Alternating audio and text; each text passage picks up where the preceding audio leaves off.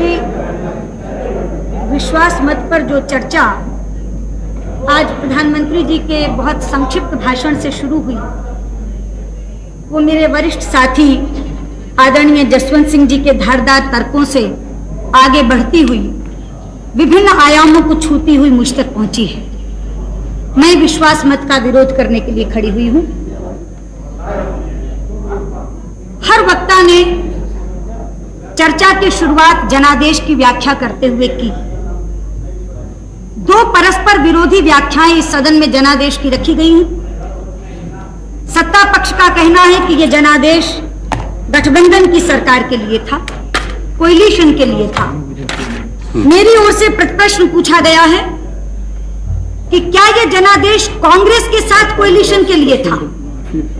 ये प्रश्न अभी तक अनुत्तरित है। सबको मैं उम्मीद करूंगी कि कल प्रधानमंत्री जवाब देते हुए अपनी बात इससे शुरू करें कि क्या यह जनादेश कांग्रेस के साथ कोएलिशन के लिए था। अध्यक्ष जी, जनादेश की जो व्याख्या चाहें आप स्वीकार करें, लेकिन एक दृश्य जो इस सदन में उपस्थित हो रहा है उसकी अनदेखी आप नहीं कर सकते। आज से पहले इस सदन में एक दल की सरकार होती थी और बिखरा हुआ विपक्ष होता था, लेकिन आज बिखरी हुई सरकार है और एकजुट विपक्ष है। क्या ये दृश्य अपने आप में जनादेश की अवहेलना की खुली कहानी नहीं कह रहा? लेकिन अध्यक्ष जी, ये इतिहास में पहली बार नहीं हुआ जबकि राज्य का सही अधिकारी अपने राज्याधिकार से वंचित कर दिया गया। त्रेता में यही घटना राम के साथ घटी थी।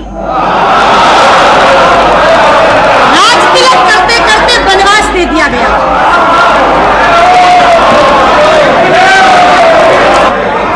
द्वापर में यही घटना धर्मराज युधिष्ठिर के साथ घटी थी, जब धूर्त शकुनी की दुष्ट चालों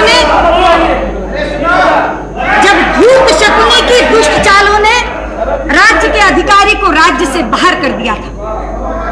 अध्यक्ष जी, यदि एक मंथरा और एक शकुनी राम और युधिष्ठिर जैसे महापुरुषों को सत्ता से बाहर कर सकते हैं, तो हमारे खिलाफ तो कितनी मंथराएं और कितने शकुनी हम राज्य में बने कैसे रह सकते थे? अध्यक्ष जी, शायद राम राज्य और सुराज्य की नियति ही यही है। Please, come on. Don't make your speech so interesting.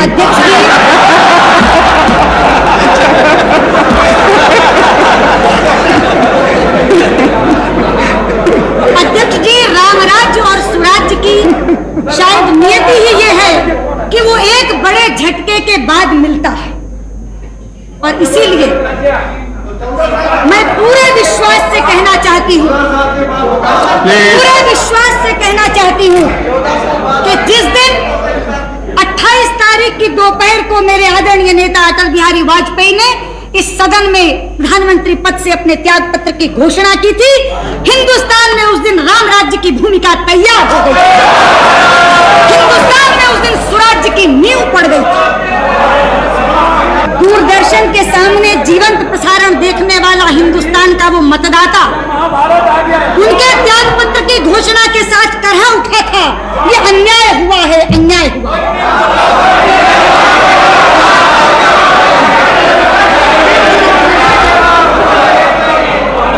लेकिन अध्यक्ष जी, अन्यायी कभी ये स्वीकार नहीं करता कि वो अन्याय कर रहा है। अन्यायी तो अपने स्वार्थ को सिद्धांत का बाना पहनाकर इस तरह प्रस्तुत करता है जैसे सबसे बड़ा न्याय कर रहा है, और यही इस सदन में घटा। यही इस सदन में घटा।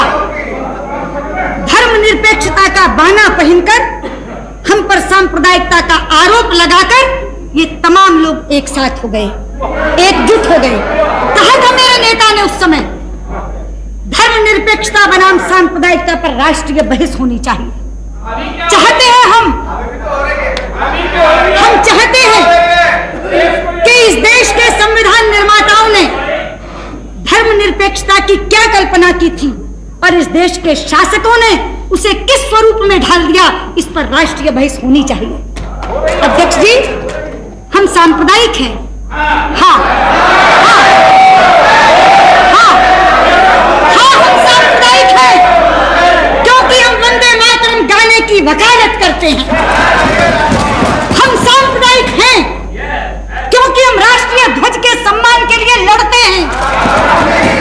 हम सांप्रदायिक हैं क्योंकि हम धारा 370 को समाप्त करने की मांग करते हैं।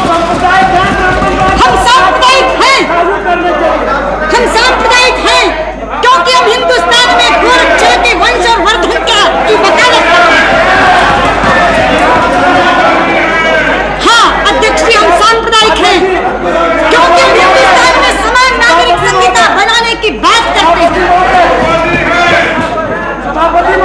हम सांप्रदायिक हैं अध्यक्ष जी क्योंकि हम कश्मीरी शरणार्थियों के दर्द को जबान देने की अध्यक्ष जी, ये सपना है, ये धर्मनिरपेक्ष है। दिल्ली की सड़कों पर 3000 सिखों का कत्लेआम करने वाले ये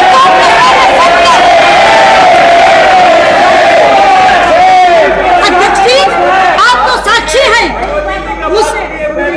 सुनिए भगवती जी, बोलिए क्या व्यवस्था है? मैं हिंदू नहीं हूँ, मुझको मंदिर जाने से रोका गया और इसमें क्या व्यवस्था है?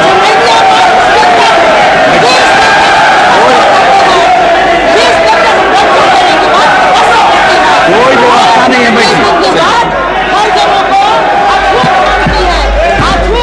भाई, कोई व्यवस्था का प्रश्न नहीं है। चलिए अध्यक्ष जी, मैं दलित देवी जी की जानकारी के लिए बता दूं, भारतीय जनता पार्टी ने तो राम मंदिर का शिलान्यास एक हरिजन से करवाया था।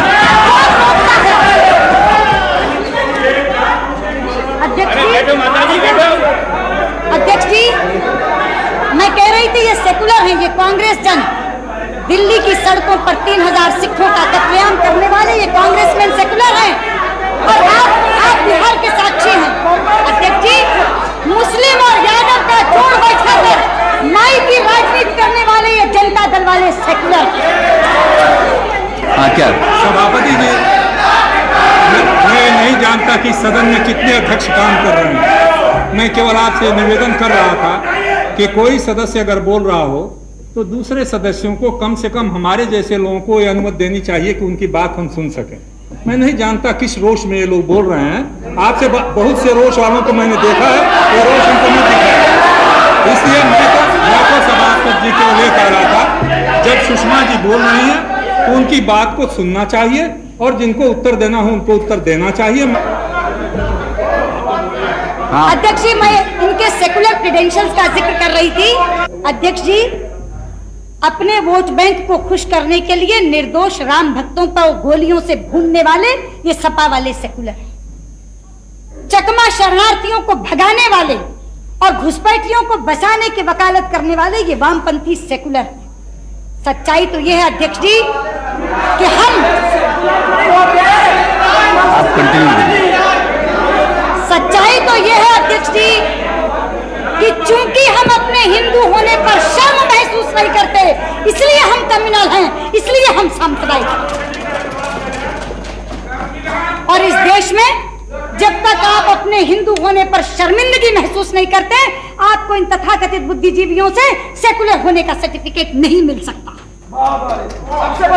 अध्यक्ष जी, सेकुलरिज्म की हमारी परिभाषा यह है कि एक हिंदू अच्छा हिंदू हो, एक मुसलमान अच्छा मुसलमान, एक सिख अच्छा सिख हो, एक ईसाई अच्छा ईसाई, और सब अपने अपने पंथों का अनुसरण करते हुए एक दूसरे के धर्मों का आदर करें। ये हमारी परिभाषा है। लेकिन इनका सेकुलरिज्म हिंदू को गाली देने से शुरू होता है, और अगर आप उस गाली देने के कार्यक्रम में शिरकत नहीं करते तो आप सेकुलर हो ही नहीं सकते। और मैं कहना चाहती हूँ, सरकार या ना सरकार, हमें सेकुलरिज्म की ये परिभाषा मान्य नहीं है। अध्यक्ष जी, आज से पहले तो केवल हिंदुत्व पर प्रश्न चिन्ह लगाया जाता था, हिंदुत्व शब्द के हमसे मायने पूछे जाते थे, लेकिन पिछले विश्वास मत पर चर्चा सुनते सुनते मेरी आंखें डबडबा गई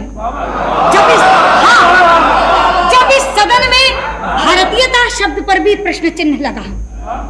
आज से पहले तो कहते थे इंडियन नेशनैलिटी की बात कर सकते हो, लेकिन इसी सदन में चर्चा के दौरान कहा गया, मैं तो बहुत कद्र करती हूँ मुरासली मारन जी की, लेकिन उन्होंने कहा वी आर डिफरेंट। आप कौन सी संस्कृति की बात कर रहे हैं? भारत, भारतीयता क्या होती है? मुझे था शायद इनमें से कोई बोलेगा। एक उम्मीद चंद्रशेखर जी से जरूर थी, पता नहीं क्यों कौरवों की सभा के भीष्म पितामह की तरह आप भी मौन साधे रहे।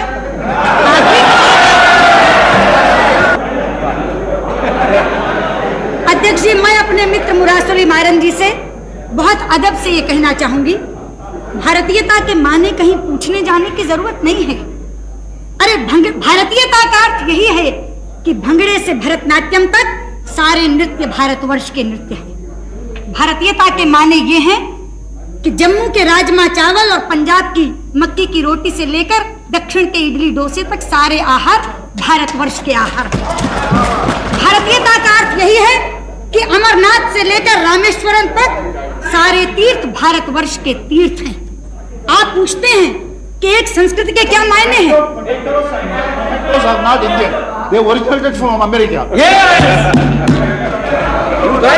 अध्यक्ष जी, एक संस्कृति के मायने यही हैं कि शिव का भक्त अमरनाथ का जल लेकर रामेश्वरम के पैर पखारता है। यह एक संस्कृति के कारण हुआ है कि पश्चिम बंगाल में जन्मे हुए एनसी चटर्जी अपने बेटे का नाम सोमनाथ रखते हैं। यही है एक संस्कृति,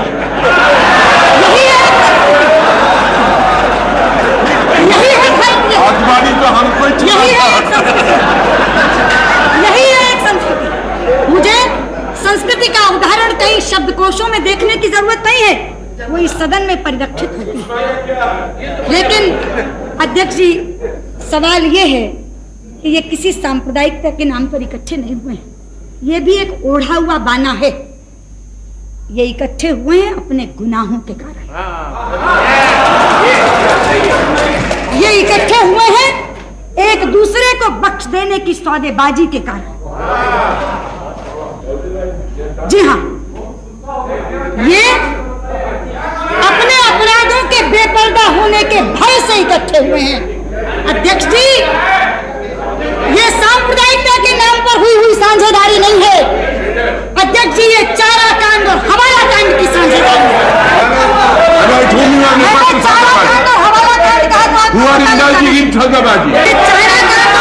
कांड की साझेदारी है तो सोमनाथ जी को उठना ही नहीं चाहिए, इशारा समझना चाहिए मैं किसकी साझेदारी की तरफ जिक्र कर रही हूँ। अध्यक्ष जी, ऐसे ही नहीं हुआ कि कॉमन मिनिमम प्रोग्राम में एक शब्द करप्शन के पेंडिंग केसेस के बारे में नहीं है, ये ऐसे ही हो गया। आखिर 4 लोग बैठे, सारी चीजों पर चर्चा हुई, लेकिन पूरे प्रोग्राम में से बोफोर्स गायब है, सेंट किट्स गायब है, जेएमएम गायब है, शुगर स्कैंडल गायब है, पीएसयू डिसइन्वेस्टमेंट स्कैम गायब है। अरे जिनका ढिंडोरा पीट के चुनाव में गए थे, Narasimha Rao epitome of corruption की चार्जशीट निकाल कर चुनाव में गए थे, आज उसके ऊपर एक शब्द भी नहीं। और यूरिया स्कैम के ऊपर कहते हैं प्रधानमंत्री, law will take its own course, कोई बचेगा नहीं। केवल मुक्के मारकर कह देने से ये नहीं होगा अध्यक्ष जी, आचरण क्या बोलता है ये देखने वाला है। आज भी यूरिया स्कैम में अफसर पकड़े गए हैं, लेकिन दोनों के रिश्तेदार अभी नहीं पकड़े गए। 5 दिन का समय दिया गया, आखिर क्यों? इसलिए मैं कहती हूँ ये साझेदारी सांप्रदायिकता के नाम पर नहीं हुई है, ये साझेदारी एक दूसरे को माफ करने के सिद्धांत के नाम पर की गई साझेदारी। अध्यक्ष जी, ये कहते हैं, रामविलास पासवान कहते हैं ये सरकार चलेगी। आज यहाँ कहा जाता है ये सरकार चलेगी नहीं, दौड़ेगी, 5 साल तक रहेगी। अरे मैं पूछना चाहती हूँ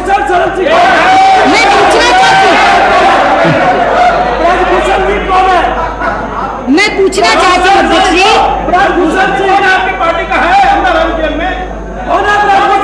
मैं पूछना चाहती हूँ, मेरे नेता ने तो नहीं कहा, बयान तो पहला बीजू पटनायक का आया, बीजू पटनायक का आया पहला बयान, this government will not last. किस घटक के हैं वो? भाजपा के। बुद्धदेव भट्टाचार्य का बयान आया, हाँ वही मैं कह, बुद्धदेव आचार्य का बयान आया, this government will not last for 6 months। ये किस घटक के हैं? भाजपा के। Okay, you stand corrected. अध्यक्ष जी, मुझे करेक्ट करने की क्या जरूरत है? पहली स्टेटमेंट छपी, उसका जिक्र मैंने कर दिया, डिनायल इन्होंने किया, उसका जिक्र इन्होंने कर दिया, दोनों चीज रिकॉर्ड पर आ जाएंगी। आगे बढ़िए। नरसिंह राव जी के हवाले से कहा गया कि चुनाव के लिए 7 महीने से एक साल के बीच में तैयार रहना चाहिए। ये बयान भाजपा की तरफ से तो नहीं आया। इतने अंतर विरोधों के साथ जो सरकार चल रही है, क्या सांझ है नारायण दत्त तिवारी और मुलायम सिंह यादव में? मैं पूछना चाहती हूँ, क्या सांझ है? आ गए बीजू पटनायक जी, क्या सांझ है आदरणीय बीजू पटनायक जी आप में और जेबी पटनायक में? इधर एड्रेस करिए आपने। अध्यक्ष जी, सुषमा जी आप इधर एड्रेस करिए। चारे और खाद के अलावा क्या सांझ है राम लखन सिंह यादव और लालू यादव में? क्या सांझ है ममता बनर्जी और सोमनाथ चटर्जी में? मैं पूछना चाहती हूँ, उत्तराखंडी महिलाओं के सम्मान का सौदा करके नारायण दत्त तिवारी मुलायम सिंह के बगल में क्यों बैठे? तमिलनाडु के हितों की अनदेखी करके करुणानिधि ने देवे गौड़ा को नेता क्यों स्वीकार किया? अपने घावों की पीड़ा भूलकर, ममता जी अपने घावों की पीड़ा भूलकर आप सोमनाथ जी के साथ मतदान कैसे कर रही हैं? ठीक है, ठीक। ममता जी आपको बोलना है, इसके लिए एडवांस नोटिस देने की कोई जरूरत नहीं है, उनको बोल लेने दीजिए।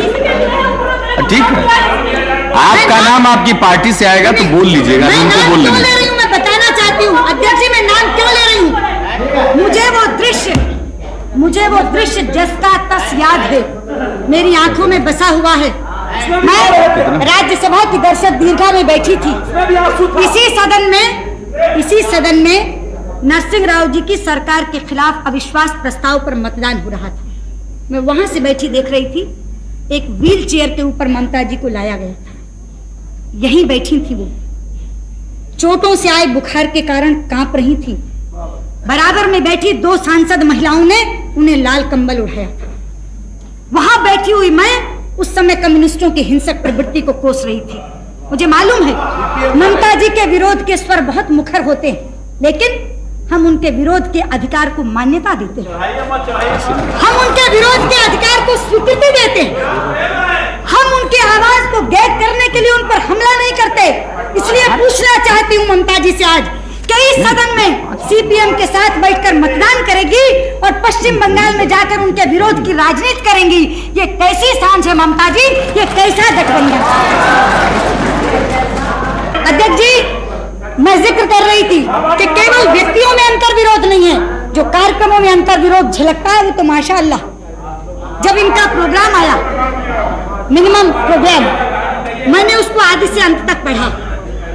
एक बार मुझे लगा कि कुछ गलत पढ़ा गया, ये हो नहीं सकता। मैंने उसको दोबारा पढ़ा और पढ़ने के तुरंत बाद मेरे मुंह से निकला, वहां भारत के कम्युनिस्ट साथियों, तुमने लेनिन से येल्त्सिन तक का सफर एक ही सप्ताह में पूरा कर लिया। अध्यक्ष जी, कोएलिशन के कंस्ट्रेंट्स तो मैं समझ सकती हूँ। कोएलिशन के कंस्ट्रेंट्स होते हैं, मजबूरियां होती हैं, कुछ चीजों को बरतरफ रखना पड़ता है, कुछ चीजों में साझेदारी करनी पड़ती है, मगर कोई शीर्षासन करके कलाबाजी खा जाएगा इसकी उम्मीद नहीं। अध्यक्ष जी, इसमें लिखा है इंश्योरेंस सेक्टर निजीकरण उसका कर दिया जाएगा और फॉरेन कंपनी तक के लिए खोल दिया जाएगा। मैं तो हैरान हुई, क्योंकि 1 साल पहले की बात मुझे जस की तस याद थी। कहां गए चतुरानंद मिश्र? अध्यक्ष जी, आपके माध्यम से बताना चाहती हूँ, मैं राज्यसभा में याचिका समिति की अध्यक्षा थी, कमेटी ऑन पिटीशंस की चेयरपर्सन थी। हमारी समिति के सामने एक याचिका दायर की गई, एक पिटीशन प्रस्तुत की गई, जिसमें यह लिखा गया था कि LIC, GIC इंश्योरेंस सेक्टर को जो प्राइवेटाइज करने की एक सिफारिश मल्होत्रा कमेटी की तरफ से आई है, वो लागू न की जाए। ये थी वो पिटीशन। और मैं आपको चौंका दूं ये बात कहकर, वो पिटीशन किसी और ने काउंटर साइन नहीं की थी, एक एमपी को प्रस्तुत करनी पड़ती है। ये संयोग है कि चतुरानंद मिश्र राज्यसभा से मेरे साथ लोकसभा में आए हैं, 2-4 दिन में शायद कैबिनेट के मंत्री भी बनने वाले हैं। वो पिटीशन काउंटर साइन की थी चतुरानंद मिश्र ने। और अध्यक्ष जी, मुझे कहा गया था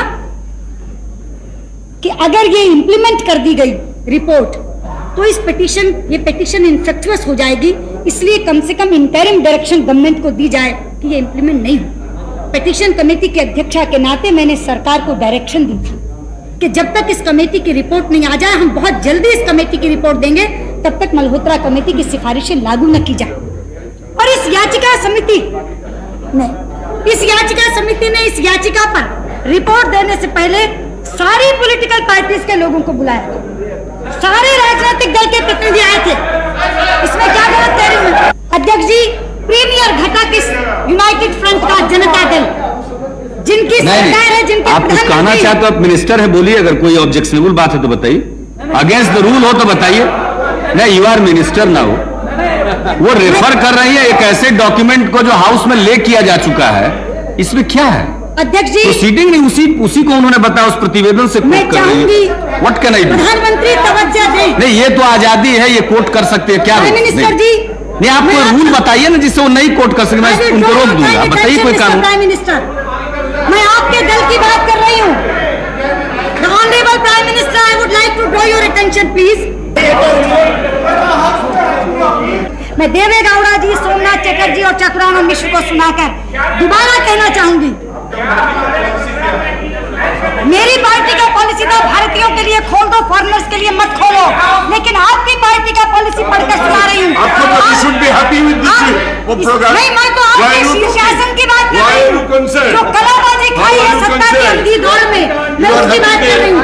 मैं इसको केवल ये पढ़ के बता रही हूँ कि सत्ता की दौड़ में मदहोश होकर आदमी इतनी उलटबाजी भी खा सकता है कि 50 साल तक जिन नीतियों को लेकर आपने राजनीति की है, आज वो राजनीति टोटल की टोटल, एब्सोल्यूट की एब्सोल्यूट आप छोड़ देंगे, सिर्फ इसलिए कि सत्ता लोलुपता की दौड़ में या एंटी बीजेपी स्टांस के अंदर आपको कांग्रेस के साथ बैठना है, आपको जनता दल के साथ बैठना है।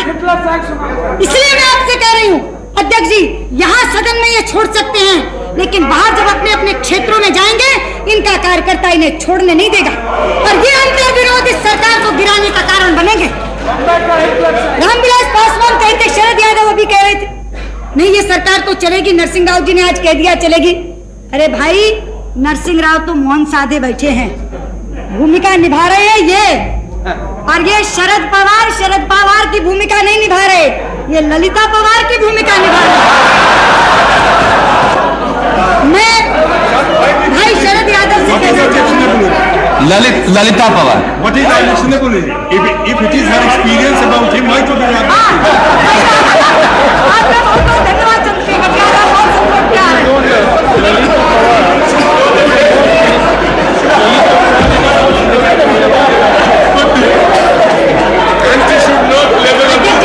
अब आप कंक्लूड करिए। मैं इसलिए भाई शरद यादव से कहना चाहूंगी कि ये प्रयोग नया नहीं है। मैं भाई शरद यादव से केवल इतना कह रही थी, ये प्रयोग नया नहीं है, ये प्रयोग आपके गुरु राजनारायण जी पहले कर चुके हैं। 20 दिन के अंदर कांग्रेस ने समर्थन वापस लिया था और मेरे आदरणीय नेता चंद्रशेखर जी बैठे, 4 महीने के अंदर इनसे समर्थन वापस लिया था। आप किस आधार पर विश्वास कर रहे हैं? किस आधार? आपके विश्वास का कोई आधार होना चाहिए। इतिहास से भी कुछ नहीं सीखा।